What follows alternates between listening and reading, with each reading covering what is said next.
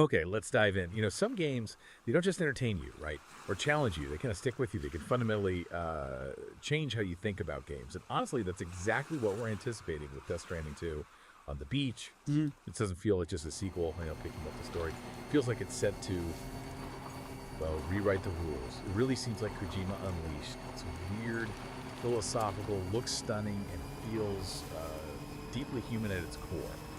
So our mission for this deep dive is to really unpack what on the beach means in Kojima's world, explore those big shifts from the first game, and try to get why this isn't just another action RPG, but something more profound. So, just starting off, I got to ask you, what does on the beach even sort of mean to you? Just that phrase before we get to Kojima's take. Yeah, that Kojima Unleashed idea, it really sets the stage. It feels like this isn't operating on the same level as most games. It's clearly a very meticulously crafted experience designed to make you think, make you feel, not just, react. And if you think back to the first Death Stranding, releasing right before the pandemic, it had this almost like prophetic thing going on, didn't it? It really did, yeah. It strangely foreshadowed all that isolation, and it turned delivery, something so mundane, into this unexpected heroism in that context. It's pretty crucial because the first game was about reconnecting, right?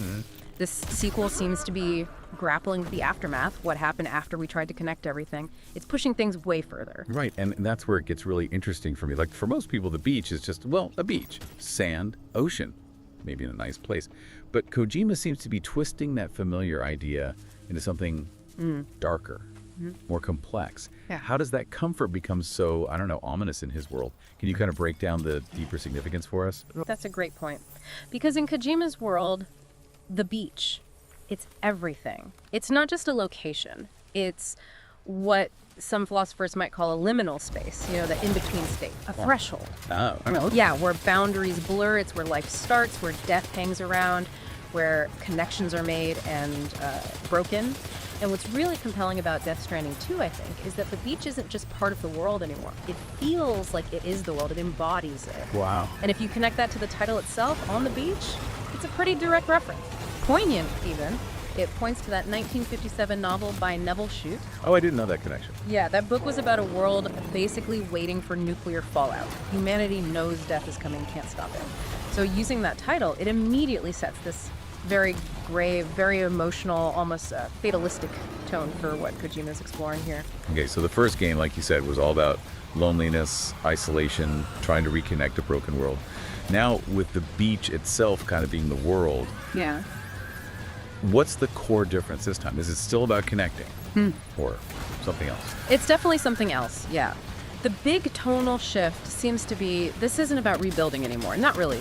The first game was about bringing things back together. This one, it feels like it's about dealing with what comes next. The consequences, the profound consequences of those actions. Right, to the fallout. Exactly. The UCA, the United Cities of America, it's under this huge threat. Not just political, it feels existential. The world itself, it seems to be like bleeding from wounds we don't even understand yet. Looking at the material, the core themes seem really unsettling. It's making us ask, did we actually fix anything? Or just kick the can down the road. Precisely. Or did we just delay the next collapse? It's digging deep into grief, the fragility of trust, loyalty, and maybe most significantly, sacrifice. It looks like sacrifice on a scale we haven't really seen before. It's a whole different emotional landscape. And these themes, consequences, what comes next. Maybe they're best shown through the characters. We're seeing familiar faces, but they look, totally transformed. And some no ones too. Let's talk about Sam. Sam Porter Bridges. What's his story? Sam. Yeah. Norman Reedus. He's profoundly changed. You can just see it. He's older, definitely looks slower, but wiser too. There's this look in his eyes.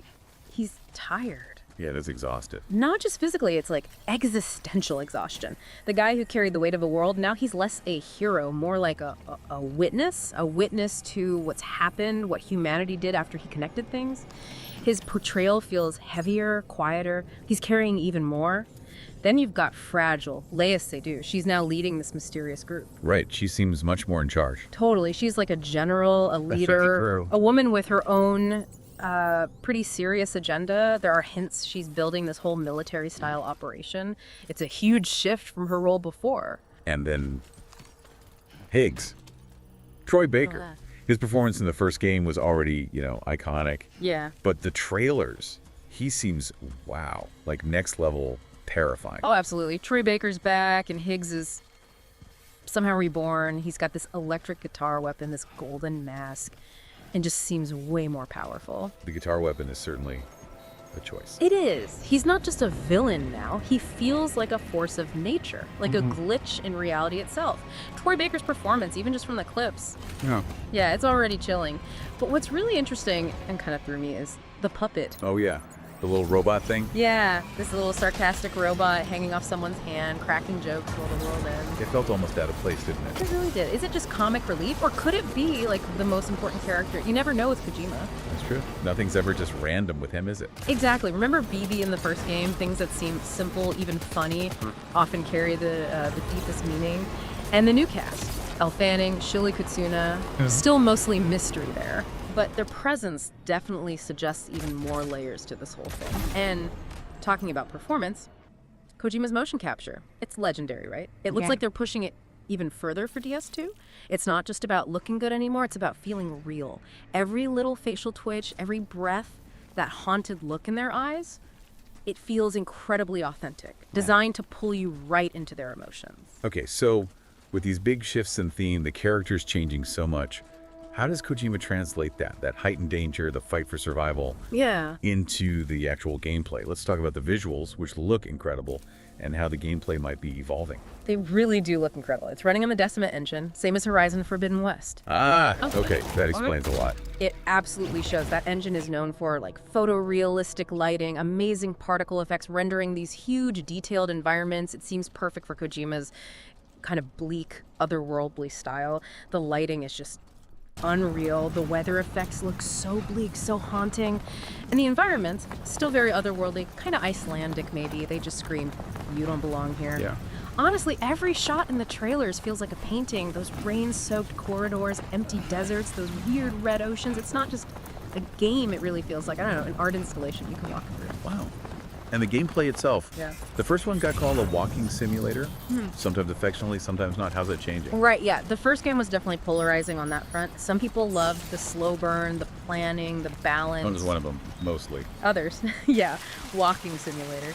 But in Death Stranding 2, things look like they're definitely evolving. We're seeing new ways to get around, like rope bridges, these floating hovercraft things, and it looks like maybe even underwater sections, which could be intense. Underwater. Okay. Suggests more variety in how you navigate this messed up world. Yeah. And the combat. Yeah, that looked different too. It really did. Trailers show Sam moving through these like oil-soaked hallways, huge war zones. The whole tone feels more aggressive, faster paced. And the enemies look much, much more dangerous. Just seeing mechs suggests, large-scale combat, which is a big shift from the first game's focus on stealth and running away. Right. So yeah, it feels like we're not just reconnecting this time, we're actually fighting to survive. That sounds like a huge escalation. Really impactful. So, beyond the amazing visuals, the evolved gameplay, what do you think is the game's real strength? Like its core genius? What is Kojima really doing here? I think its ultimate strength isn't just the mechanics or how it looks, it's the ideas, the themes it's grappling with, and maybe more importantly, how it makes you engage with them. Like we talked about, it's this deep dive into consequences, what happens after you try to fix things. Is real healing even possible? But, and this is important, I think, this game isn't going to be for everyone. Yeah, that seems fair to say. If you're looking for, constant action, instant rewards, super clear objectives, you might bounce off it hard. Because this isn't a game that just tells you what to feel. It sort of asks you to figure it out yourself. It whispers, it doesn't shout. It demands patience, introspection. Yeah. But if you're open to that, if you're ready to something weird and wonderful and wildly emotional, if you're prepared to sit with its questions, then Death Stranding 2, it might just be your favorite game ever. Because it feels like Kojima isn't just making games anymore. He's making statements. He's building mirrors, basically, and asking us to take a long look inside. So yeah, bringing it all together, this deep dive really makes it clear, doesn't it?